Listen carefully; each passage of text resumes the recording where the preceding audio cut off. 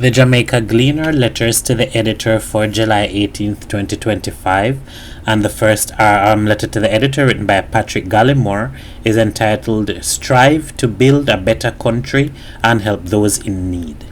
The editor, Madam.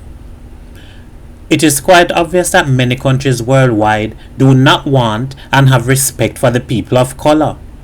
This is especially the case in most white-dominated countries.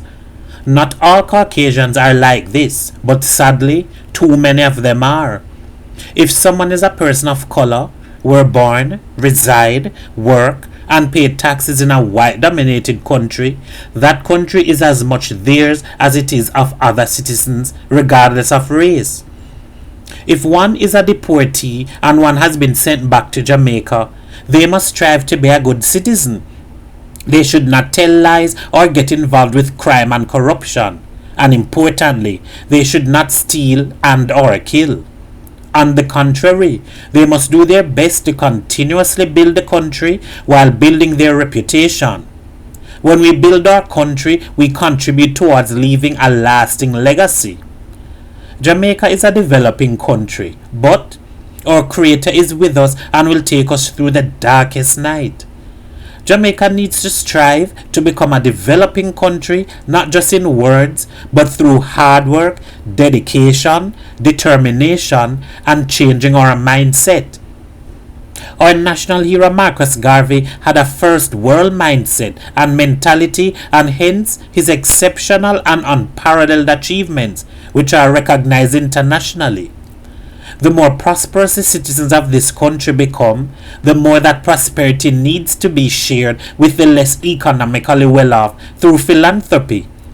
To be good, exemplary citizens, we must be morally, mentally, and ethically strong, honest, hard-working, disciplined, kind, loving, gentle, and patient. May God help us to build Jamaica. Some of us have no desire to leave this beautiful island no matter what challenges come our way. Being wealthy has obvious benefits, but silver and gold cannot buy us a good character, a strong reputation, or genuine respect.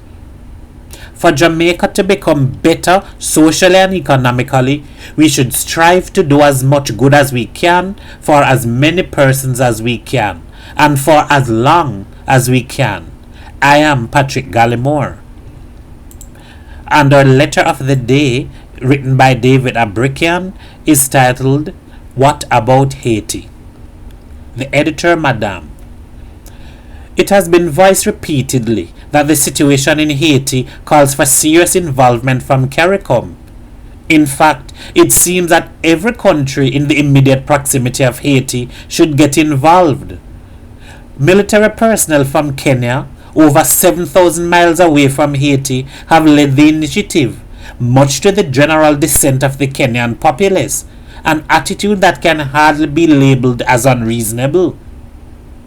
Jamaica sent 20 personnel in 2024, which they withdrew earlier this year after they had sent another team of 21 persons comprising Jamaica Defense Force and Jamaica Constabulary Force members. Clearly, the mission in Haiti is dangerous, and particularly so if the combined contingent is not large enough to be overwhelmingly dominant in the ongoing effort. And it is all very well for us onlookers to make suggestions in this regard, while the brave military and police face up to serious threats. At the same time, given the involvement, it would be wise that this be implemented at a magnitude with the maximum likelihood of success, usually implying the maximum level of safety. It appears that the US does not want to contribute personnel, but if they were to fund an initiative containing an adequate number of CARICOM personnel, carefully planned and strategically implemented, it seems that success might be attained. After that, there would need to be a follow-up support period to establish sustainability and continuity, which would contain its own challenges and complexities. However, as remote as it seems, success may be possible. Wishful thinking? Overstretched optimism? Maybe so, but as Jamaican wisdom tells us, Nothing beats a try like a try. To begin with, maybe the US government via the US Embassy in Jamaica can be approached, and further dialogue can be had with the Caribbean nations.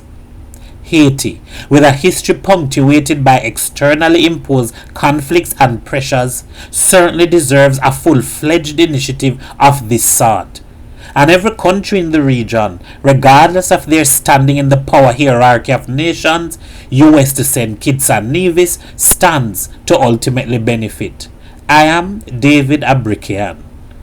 And that brings us to the end of Letters to the Editor for July 18th, 2025.